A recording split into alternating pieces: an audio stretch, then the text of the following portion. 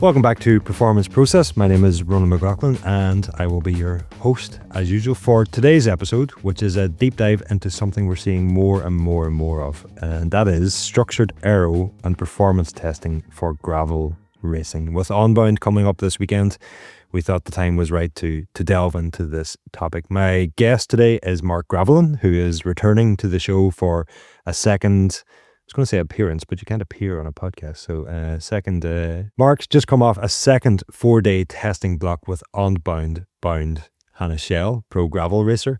And he's got as much experience as anyone bridging the world of road aero with gravel chaos. What works, what doesn't, and what gravel teaches us about optimizing more broadly. So Marc, welcome back to the show. Thank you very much for having me again. Yeah, it's been a while. It is. Yeah, I'd forgotten that you were also on. I was counting Performance Process appearances. So this is your second. I think the first one was way back at the Tour 2023 after. Yeah, when Jonas won the TT. Yeah, I said infamous, but famous time trial is probably the better way to put it. I think that was a Geek Warning episode here. So yeah, good to have you back. What have you been up to since we last had you on this podcast? I think about 18 months ago or more at this point. Yeah, so I guess for those that don't know me, I've been working in the development of tech to measure bike performance, bike optimization.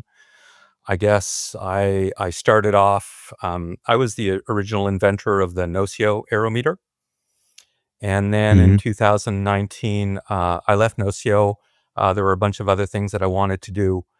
And one of those things was making devices that could work with an aerometer to help figure out, the contributors to aero performance and performance overall.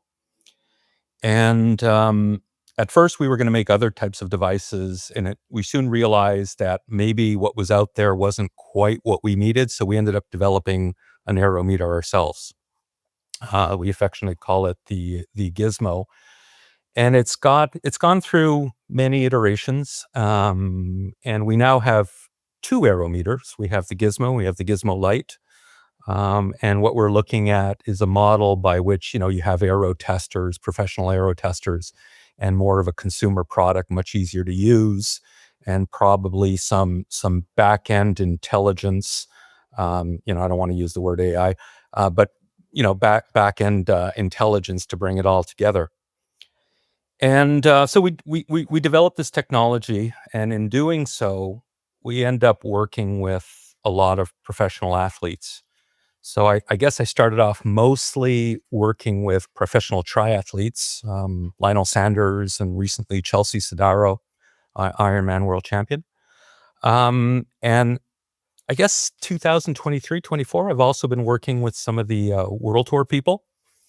Did quite a bit of work with the Israel Premier Tech guys. And so we go back and forth between developing the product, testing it with the pros, developing the product.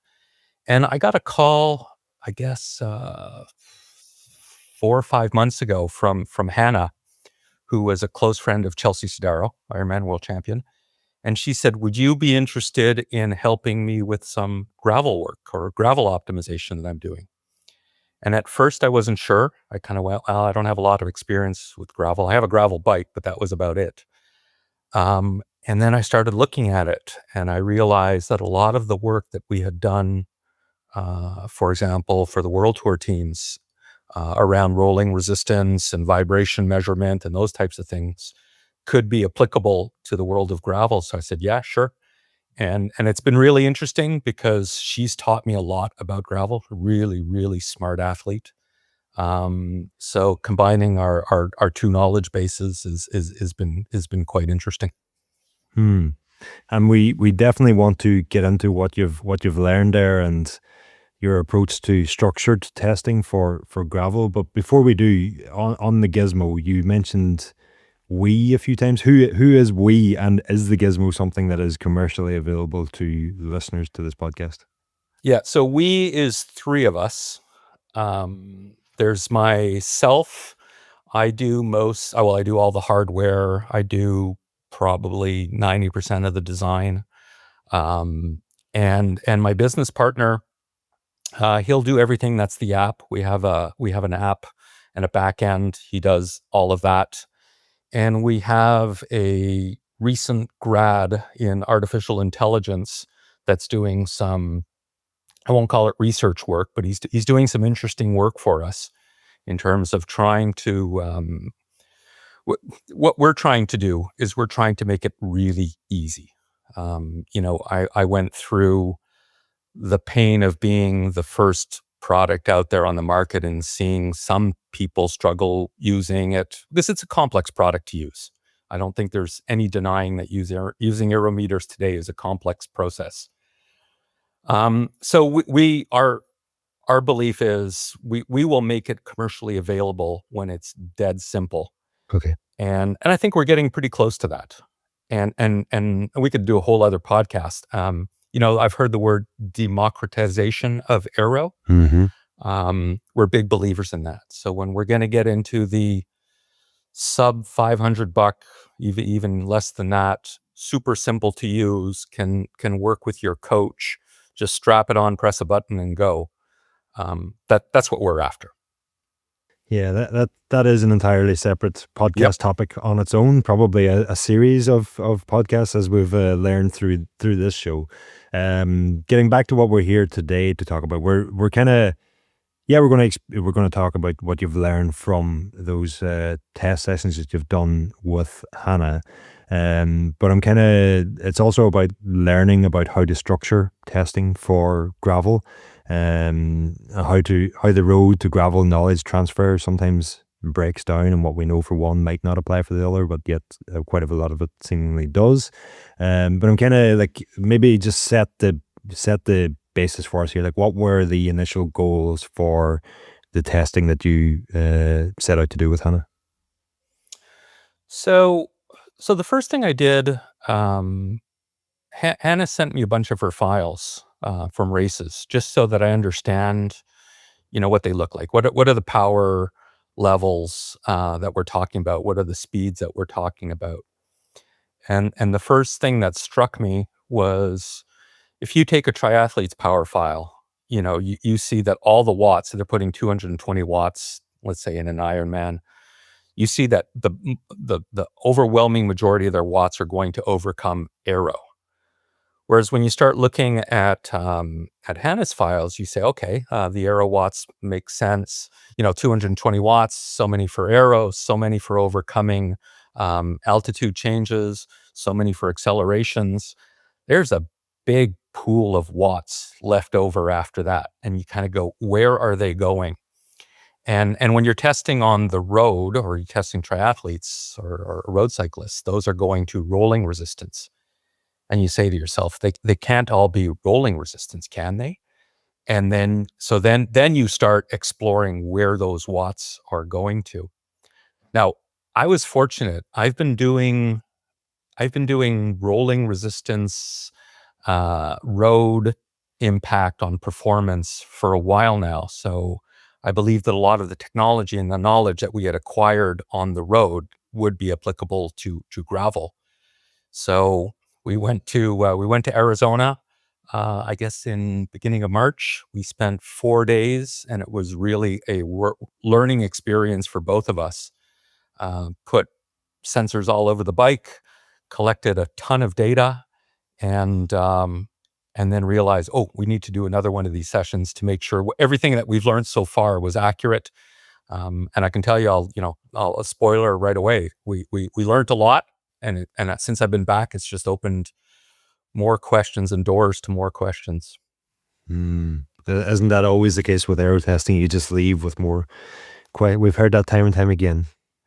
I've literally done thousands of tests, and on the road and in the aero, I think I've seen a lot. Whereas gravel, I feel like that, one of those verse tests back in 2014, I kind of go, oh my God, this is cool. Oh, if we could do this? When I use that, we have an advantage that we make our own hardware. So tomorrow morning, you ask me to make a piece of hardware for you. We have a library of components and software and this and that.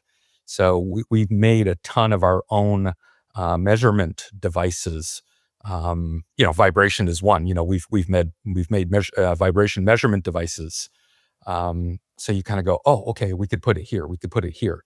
Everything from measuring vibration at the top of a suspension fork and at the bottom of the suspension fork just to see what the difference is. You kind of go, wouldn't it be cool if we could see that data? So it doesn't take very long before you've got these things all over the bike. Yeah, well, what I'm hearing is it doesn't sound like you went out to test binary faster versus slower with different helmets or different skin suits. It seems like you were taking a more, for lack of a better term, a holistic approach, or there was a lot you wanted to understand and optimize from there, rather than just, you weren't simply going out and checking what would be the fastest helmet for Hannah, if I'm hearing you right. Well, yes and no. So anybody that's done road aero testing knows that most of the time you're basically holding rolling resistance constant, and you're solving for CDA. Okay, so if we know that we have to figure out where all these watts are going while rolling, we do have to have a pretty good idea of what her CDA is. So during both trips, the first thing we did is we took the gravel wheels and tires off her bike. We put a road wheel on, we put road tires on, and we did a pile of aero testing. And we tested skin suits, we tested bottles, we tested helmets, we tested position, we tested multiple positions. The fastest position we found for Hannah, the first time we made her hold that position for the whole testing, the 4 days. And she was sore. She was so sore at the end of it. So second time around, we figured, okay, you need to know what your 2 or 3 positions are, and hold the different positions depending on the context. Are you with it? Are you solo? Are you leading a group of riders? Are you at the back of a group of riders? So she needed to know what her CDA was. So we did all the typical CDA testing first on the road with her gravel bike.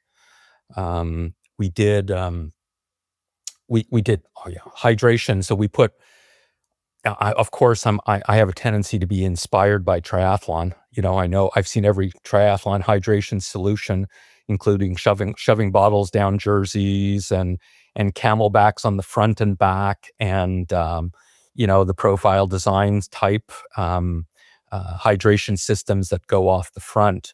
We tested all of that. So both trips, first day was 100% aero testing, just to make sure that there was a CDA that we had high confidence on. Interesting. Yeah. So maybe just give us a breakdown of what you set out a structure for the 4 days of testing. What did each day look like, to give us somewhere to start from? So on the first trip, so on both trips, first day was aero. Okay, so we would do it on the road with road tires and road wheels that had relatively well-known rolling resistance behaviors, and we would measure CDA. Both trips. On the first trip, the 3 subsequent days were all about tire and tire pressure. So we went through probably a good 6 or 7 different tires, probably 4 pressures per tire, and we tested on different types of surfaces. Not all gravel is equal. So on the first trip, probably found her probably close to 25-ish watts from an aero perspective.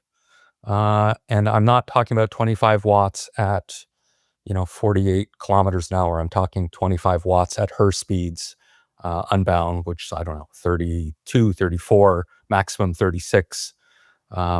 So quite considerable. And on the second trip, when we did the aero, we were trying to measure things like we wanted to try a suspension fork, for example. Now, a suspension fork is much bigger and bulkier, so we were trying to see if we could measure the aero impacts of some of the things that we did want to test on the gravel side of things when it came time to test for different types of rolling. If that makes sense. Yeah. I'm assuming you like matched as you said, not all gravel is equal. I'm assuming you matched it to Unbound. You're as close as you possibly could to what you were going to expect to find there. Yes. So this is something that has interested / obsessed me since we've done rolling resistance testing on the roads. Is it's very hard because no two roads, no two gravel trails are the same. Mm-hmm.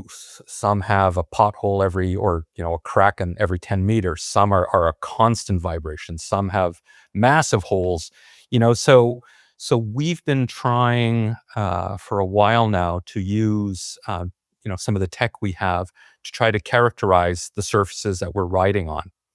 So we used a combination of Hannah's knowledge of what is most like Unbound, and we didn't only test on those roads, but we collected a lot of vibration data, and so now we can say, okay, on this type of we know what kind of surface we're on, at any given time.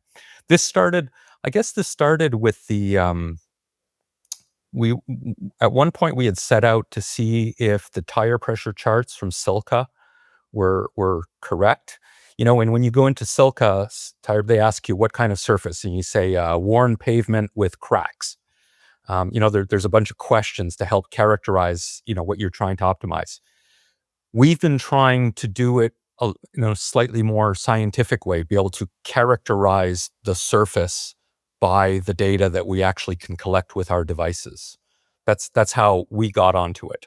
So yes, Hannah did pick roads that she thought would be very similar to Unbound, but we also realized there will be other races afterwards that we would like to know, what should we be doing on this type of surface? And we can talk about it a little later. Once we got into suspension forks, you can tune a suspension fork. You can set the amount of pressure in the suspension fork and the rebound on it, and those values are going to change depending on the surface type.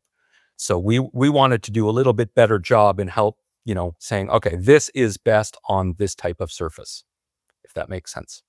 Yeah, you mentioned suspension forks earlier. I was going to jump in there, but we do have a segment later on in this episode that we're going to dedicate to suspension forks and what you learned there, both in aero and everything else.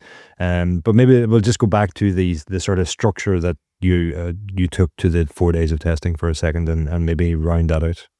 Okay, so trip 1 day aero, 3 days tires and pressures. Trip 2, 1 day aero, 1 day suspension forks, 1 day redoing tires and pressures, and 1 day bringing it all together in what we thought would be the race configuration and answering questions from the previous days. The thing that I'm most interested about in this testing is obviously we all want to know, what's the fastest setup, and I'm sure we'll get into explaining what worked for Hannah. But first of all, like, how do you test on gravel? Because quite often you're trying to be as repeatable as possible when you're aero testing to be able to elicit and figure out what are the differences between the different configurations. Gravel is by its very nature sort of unrepeatable. And I'm wondering, how do you work around that, and how do you have confidence in the results that we're about to discuss just before we get into them? So for example, you do out and back. First of all, we were doing out and backs when we were doing the aero component. Okay. You can right away, if you're able to break down the different components of aero versus rolling versus accelerations, etc. What we saw with Hannah was a very constant number of watts going to the aero component. Like, things always balanced out relatively well. If you have a rider that can't hold a position, there's no doubt about it, it's going to be very, very difficult, you know. Hmm.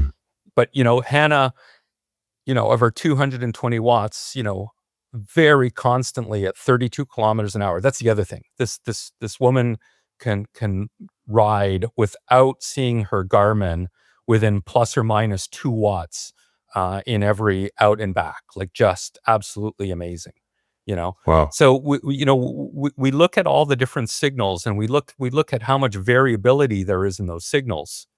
And in Hannah's case, there was very little variability. So you have a strong confidence in the okay, so the rolling component is this, therefore the X watt savings is this. And it's A B A B A B. Repeat, come back to baseline, repeat the first test and the last test, exact same thing as you would be doing on the road. Mm-hmm. But and from what you're saying there, I'm assuming that having an aero meter or a drag measurement system, as I'm trying to turn myself to referring to them as, is sort of essential for Absolutely. this type of test. Yeah. So it is fundamentally necessary. You absolutely need it, Mm. because while the aero impact is lesser than a triathlete or a time trialist, it's still there. Yaw, you're getting shifting wind conditions. You're getting, it's still occurring. So you'll see, what you do at the end when you're analyzing these stuff. You said, okay, was yaw constant? Yes, yaw was constant. Was the number of aero watts, I believe, does it make sense? Yes, it makes sense. Is the speed and the power for given the wind conditions, does it all make sense? So you use a lot of that data just to get a strong confidence that the aero numbers haven't changed, and you're talking about rolling resistance. And then you repeat them, and then you come back to them, and you go back and forth. And on one hand, it's difficult to measure it down to a quarter watt like we'd like to do when we're aero testing. On the other hand, the bucket of watts that are allocated to rolling is so large that when you see the 5, 6, 7, 8, 10, 12 watt variances, and you kind of go, whoa, that can't be. Let's go back to the other tire. And you repeat it 3 times, you have strong confidence in it. Mm. That said, though, is it fundamentally more difficult to aero test on gravel than it is on road? There's more interpretation of the results, I would say. There's less, yes, this, you look at the iPhone, it tells you a CDA number, this is faster than the other one. There's definitely more interpretation. But at the end, put the fastest configuration together, compare it to your baseline, and you say, look, you are 32 watts faster, period.